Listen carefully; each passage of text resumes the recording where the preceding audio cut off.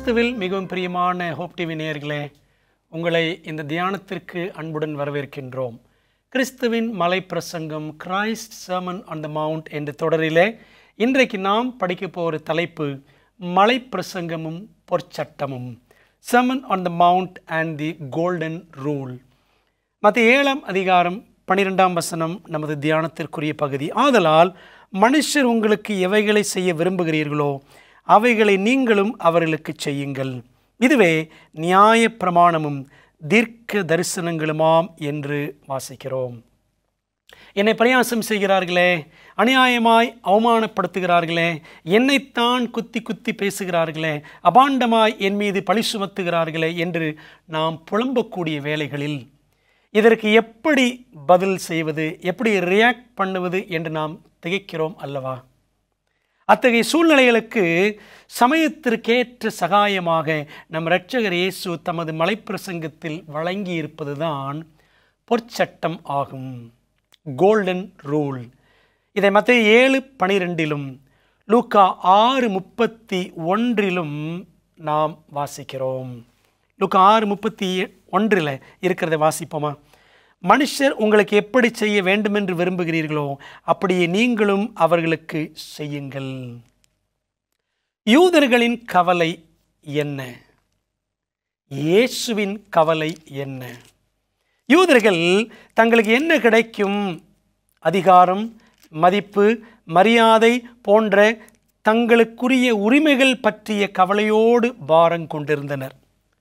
மத்தேயு 23:6-7 பாருங்கள். விருந்துகளில் முதன்மையான இடங்களையும், ஜெபாலயங்களில் முதன்மையான ஆசனங்களையும், சந்தை வெளிகளில் வந்தனங்களையும், மனுஷரால் ரபி ரபி என்று அழைக்கப்படுவதையும் விரும்புகிறார்கள். அதான் அவங்க கவலை, யூதர்களின் கவலை. ஆனால் இயேசுவோ எவ்வளவுக்கு அதிகமாக மற்றவர்களுக்கு செய்யலாம் என்றே அவர் கவலை கொண்டிருந்தார். அது அவருடைய தெய்வீக கவலை. தம் நடைமுறை வாழ்விலும் சாதித்தார். அப்படியே அவர் சாதித்து காண்பித்தார். நம் மனதில் மற்றவர்களை குறித்த கவலை கொஞ்சமாகிலும் இருக்கிறதா? அவனவன் தனக்கானவைகளை அல்ல பிறருக்கானவைகளை நோக்குவானாக படிக்கிறோமே, பிலிப்பியர் 2:4 நமக்கு அந்த பிறருக்கான கவலை இருக்கிறதா? அது ஆண்டவர் இந்த பொற்சட்டத்திலே காட்டுகிறார். பொற்சட்டம் நம் நேசர் தந்த நேர்மறை சட்டம். It is a positive law. இயேசுவானவர் இப்படி ஒரு கருத்தை அல்லது பொற்சட்டத்தை சொல்வதற்கு கொடுப்பதற்கு முன்பாகவே ஏற்கனவே பிற மதங்களில் இக்கருத்து இருக்கவே செய்கிறது என்று சிலர் கூறியுள்ளனர். உண்மைதான். ஆனால் எப்படி கூறியிருக்கிறார்கள் என்று பார்க்க வேண்டும். யூத மதத்தின் ரபிமார்கள் கூறியவை. முதல் உதாரணம், ஷம்மாய் மற்றும் ஹில்லல் என்று 2 பிரபலமான யூத மத ரபிமார்கள் அல்லது போதகர்கள். ஷம்மாய் மிகவும் கண்டிப்பானவர், ஹில்லல் மிகவும் கனிவானவர். இவர்களை குறித்து ஒரு உண்மை சம்பவம் இப்படி இருக்கிறது. இயேசுவானவர் மலைப்பிரசங்கம் பண்ணுவதற்கு 50 ஆண்டுகளுக்கு முன்பாக யூதன் அல்லாத ஒரு நபர் அல்லது ஒரு புறஜாதியான் ரபி ஷம்மாயை நோக்கி கேட்டாராம், நான் ஒற்றை காலில் நிற்கும் நேரத்தில் முழு பிரமாணத்தையும் நீங்கள் போதித்து விட்டால் யூத மதத்துக்கு மாறிவிடுகிறேன் என்றான். ஷம்மா என்ன பண்ணுறாரு? அவனை துரத்தி விட்டார். அவன் ரபி ஹில்லலிடம் சென்றான். அவர் மிகவும் கனிவுள்ளவர். அப்போ அவர் என்ன சொன்னார்னா, அவனை யூத மதத்தில் ஏற்றுக்கொண்டு அவர் சொன்னது, நீ உனக்கு செய்யப்படக்கூடாது என்று வெறுக்கிறதை பிறருக்கும் செய்யாதே, இதுவே முழுமையான பிரமாணம், மற்றதெல்லாம் விளக்கம்தான், போய் கற்றுக்கொள் என்று சொல்லிவிட்டார். கன்ஃபூஷியனிசம்னு ஒரு மதம் இருக்கு. அதை ஸ்தாபித்தவர் கன்ஃபூஷியஸ். அவர் கூறிய கருத்து, ஒருவரது வாழ்வுக்குரிய நடைமுறை சட்டத்தை ஒரே வார்த்தையில் சொல்ல வேண்டுமானால் என்ன சொல்வீர்கள் என ஒருவர் கன்ஃபூஷியஸிடம் கேட்டபோது அவர் ஒரே ஒரு வார்த்தை சொன்னார். கன்ஃபூஷியஸ் ரெசிப்ராசிட்டி அப்படின்னு சொன்னார். பரஸ்பரம், மியூச்சுவாலிட்டின்ற அர்த்தத்தில் சொன்னார். அப்படி சொல்லிட்டு, உனக்கு பிறர் செய்ய விரும்பாததை நீயும் பிறருக்கு செய்யாதே என்று கூறி முடித்தார். இப்படி பல மதங்களில் நடைமுறை வாழ்வுக்கான நற்சட்டமானது எதிர்மறை தன்மையுடன் நெகட்டிவ் ஃபார்மில் தான் இருக்கிறது. இயேசுவானவர் ஒருவர் மட்டுமே பொற்சட்டத்தை நேர்மறை தன்மையுடன் அவர் கொடுத்தார். பாசிட்டிவ் ஃபார்மில் அந்த கோல்டன் ரூல் அவர் கொடுத்திருக்கிறார். எப்படி பாருங்களேன். செய்யாதிருத்தல் எளிது, செய்வது கடினம். மற்றவர்களுக்கு கெடுதல் பண்ணாதே என்பது மோசமான சட்டம் அல்ல, மிக நல்ல சட்டம்தான். குடிகாரன் கூட பிறருக்கு கெடுதல் பண்ணாமல் அவன் குடிச்சிட்டே இருக்க முடியும். ஆக இந்த எதிர்மறை சட்டத்தை எவர் வேண்டுமானாலும் கடைபிடிக்கலாம். உதாரணமாக நல்ல சமாரியன் ஓமை எடுத்துக்கொள்ளுங்கள். லூக்கா 10ஆம் அதிகாரம் 30-36 வரைக்கும் நமக்கு அந்த கதை தெரியும். எருசலேமிலிருந்து எரியோவுக்கு சென்ற பயணி ஒருவன் கல்லர்களால் தாக்கப்பட்டான், குற்றுயிராய் கிடந்தான். 2 பேர் வந்தார்கள், காயப்பட்டவனை பார்த்தார்கள், தங்கள் வழியே போய்விட்டார்கள். ஒருவன் ஆசாரியன், மற்றவன் லேவியன். இவர்கள் இருவரால் அவன் பாதிக்கப்படவில்லை. ஆதலால் அவர்கள் அவனுக்கு உதவி ஒன்றும் செய்யவில்லை. நாங்கள் ஒன்றுமே செய்யலை அவனுக்கு, இப்போ இவனுக்கு எதுக்கு நாங்கள் உதவி செய்யணும், போயிட்டாங்க. பொற்சட்டம் இங்கே எதிர்மறையான விதத்தில் கடைபிடிக்கப்படுகிறதை நம்மால் காண முடிகிறதா? நடைமுறை வாழ்வுக்கான எதிர்மறை தன்மையுடைய நற்சட்டத்தை வெள்ளி சட்டம் என்று வேண்டுமானால் சொல்லிக் கொள்ளலாம், சில்வர் ரூல் அப்படின்னு சொல்லலாம். ஆனால் அதை பொற்சட்டமாக கோல்டன் ரூல் என்று இயேசுவானவர் மாத்திரமே கொடுத்திருக்கிறார். பிரியமானவர்களே, பொற்சட்டம் ஆண்டவரின் நற்குணங்களுக்கு இடையில் உள்ள அன்பு சட்டம். ஆதலால் என்று கூறி மத்தேயு 7:12 பொற்சட்டத்தை குறித்து இயேசுவானவர் சொல்ல ஆரம்பிக்கிறார். ஆதலால் அப்படின்னு. இதுவே நியாயப்பிரமாணம் தீர்க்க தரிசனங்களுமாம் என்று கூறி அதை முடித்து வைத்தார். ஆனால் இப்படி ஒரு முடிவை நீங்கள் லூக்கா 6:31 பார்க்க முடியாது. ஆதலால் என்பது மேற்சொன்னவைகளின்படி பார்த்தால் என்று பொருள்படும். நம் தேவன் எப்படிப்பட்டவர் என்பதை முந்தின வசனங்களில் நாம் ஏற்கனவே கண்டோம். மத்தேயு 7:11 என்ன பார்த்தோம்? ஆகையால் பொல்லாதவர்களாய் நீங்கள் உங்கள் பிள்ளைகளுக்கு நல்ல ஈவுகளை கொடுக்க அறிந்திருக்கும் போது பரலோகத்தில் இருக்கிற உங்கள் பிதா தம்மிடத்தில் வேண்டிக் கொள்ளுகிறவர்களுக்கு நன்மையானவைகளை கொடுப்பது அதிக நிச்சயம் அல்லவா? ஒரு அன்பான பிதாவை இங்கே பார்க்கிறோம். மத்தேயு 5:45 இப்படி செய்வதனால் நீங்கள் பரலோகத்தில் இருக்கிற உங்கள் பிதாவுக்கு புத்தராய் இருப்பீர்கள். அவர் தீயோர் மேலும் நல்லோர் மேலும் தமது சூரியனை உதிக்க பண்ணி நீதி உள்ளவர்கள் மேலும் அநீதி உள்ளவர்கள் மேலும் மழையை பெய்ய பண்ணுகிறார் அப்படின்னு வாசிக்கிறோம். ஆகவே அவர் நன்மையான ஈவுகளை கொடுக்கிறவர் என்று மத்தேயு 7:11 வாசிக்கிறோம். நியாயப்பிரமாணம் என்பது தேவனுடைய குணம். ஒரே வார்த்தையில் சொன்னால் அது அன்பு என்று ரோமர் 13:10 வாசிக்கிறோம். அந்த தேவ அன்புக்கு நேராகவே தீர்க்கதரிசிகளும் ஜனங்களை இழுக்க பிரயாசப்பட்டார்கள், பிரசங்கம் பண்ணினார்கள். ஆகவே ஆதலால் மத்தேயு 7:12 ஆதலால் சொல்லும் பொழுது தேவன் இவ்வளவு அன்பானவராய் இருக்கிறபடியினால், கீழே முடியும் பொழுது நியாயப்பிரமாணம் அப்படின்னு முடியுது, அதுவும் அன்பு தான்.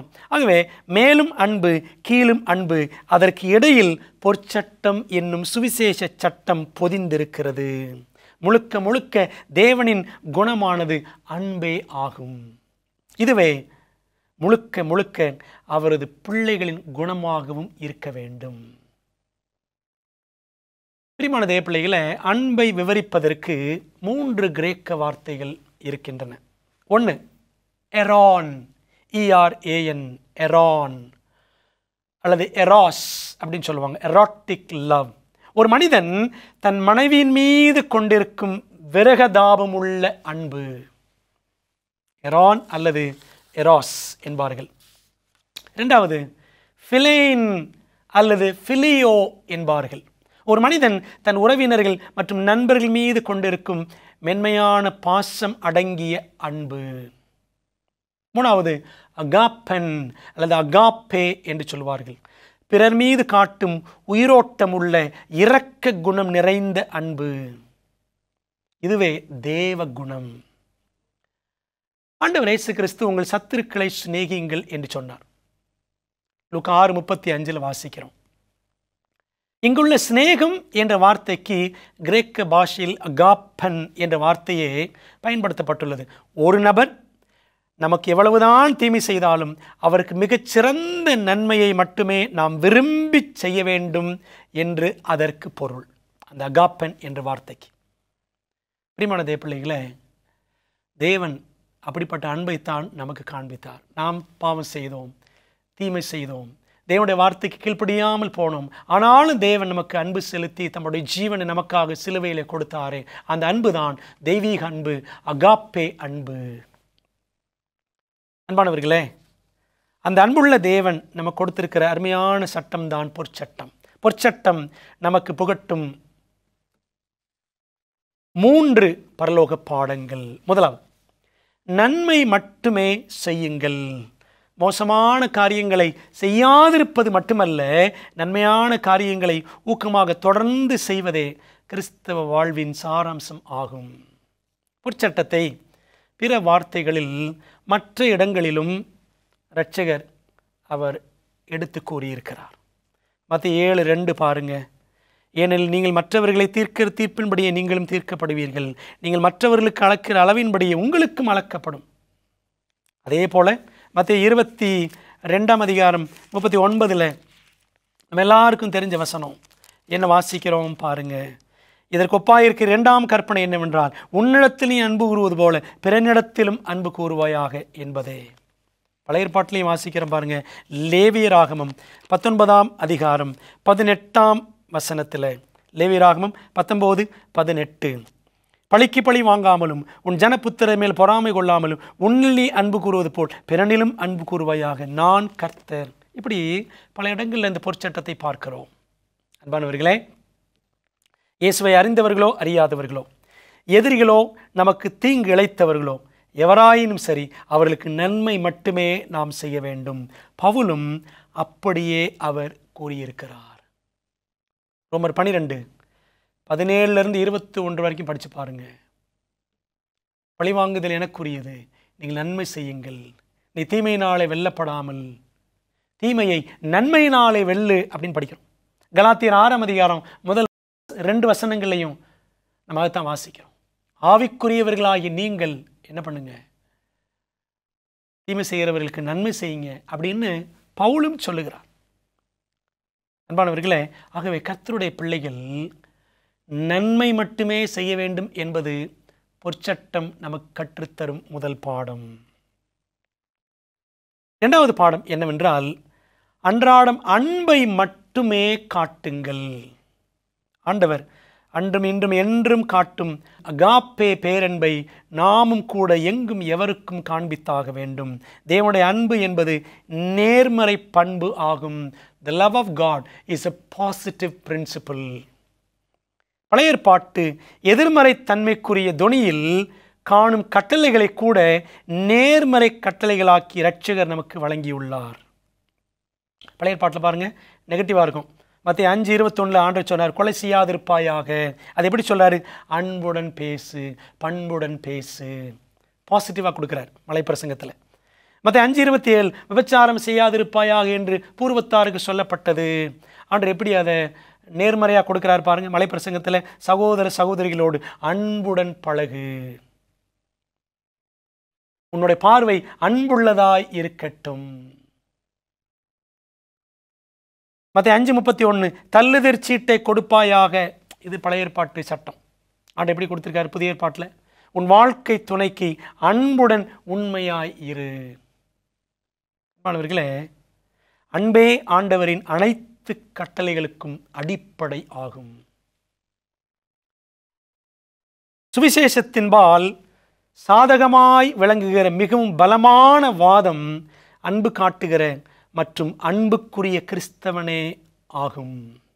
The strongest argument in favor of the gospel is a loving and lovable Christian. Ministry of Healing பக்கம் 470 வாசிக்கிறோம். சுவிசேஷத்தின் சார்பாக ஒரு வல்லமையான வாதம், ஆர்குமெண்ட் யாரு அப்படின்னா, அன்பு காட்டுகிற அன்புக்குரிய கிறிஸ்தவன். நாம் அப்படி இருக்கிறோமா? அப்படி நாம் இருந்தால் நாம் தாங்க சத்தியத்திற்கான சிறந்த சாட்சி. எம் மதத்தினரோ எதிரியோ எதிர்பாலரோ எவரோ அனைவரிடமும் அன்றாடமும் அன்பு காட்டுவதற்காகவே நாம் அழைக்கப்பட்டிருக்கின்றோம். To do that extra thing. மத்திய 5 அதிகாரத்தில் 40-42 வரைக்கும் பாருங்கள். மத்திய 5:40-42 வரைக்கும். உன்னோடு வழக்காடி உன் வஸ்திரத்தை எடுத்துக்கொள்ள வேண்டும் என்று இருக்கிறவனுக்கு உன் அங்கேயும் விட்டுவிடு. ஒருவன் உன்னை 1 மைல் தூரம் வர பலவந்தம் பண்ணினால் அவனோடு 2 மைல் தூரம் போ. உன்னிடத்தில் கேட்கிறவனுக்கு கொடு, உன்னிடத்தில் கடன் வாங்க விரும்புகிறவனுக்கு முகம் கோணாதே. Do that extra thing.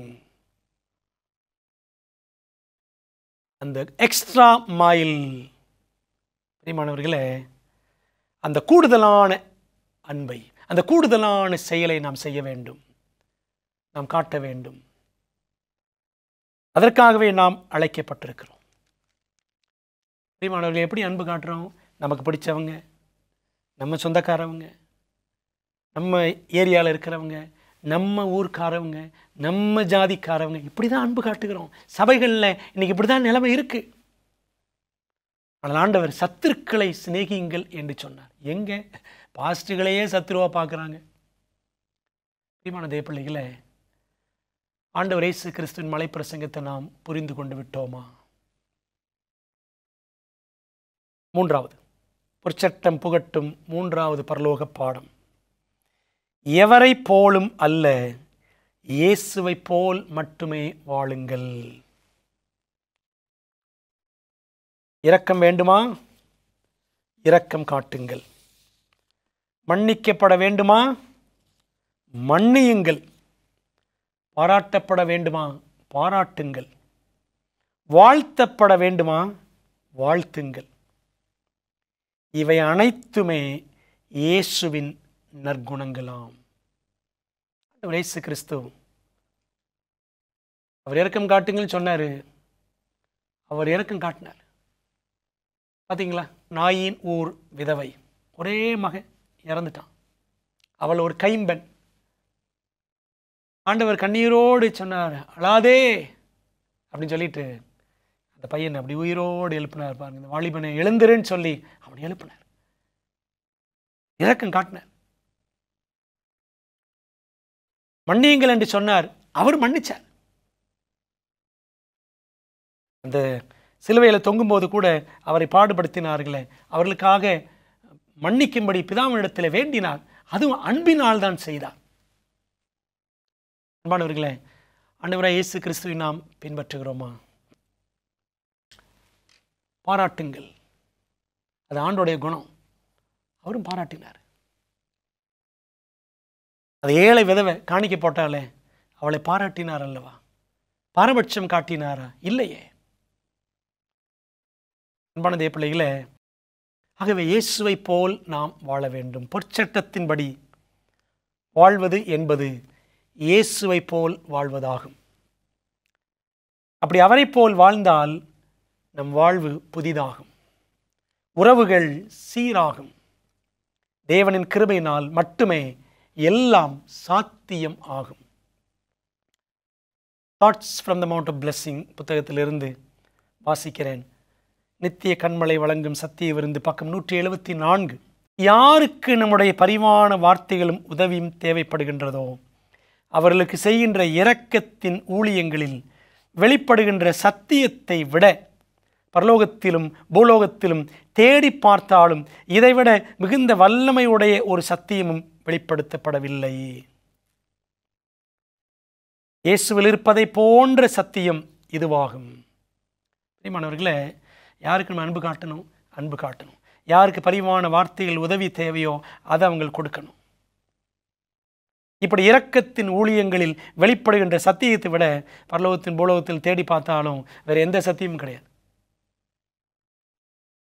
பிரியமானவர்களே, வெறும் பேசுறது மட்டும் இல்லை, வாழ்க்கையில காட்டுவது.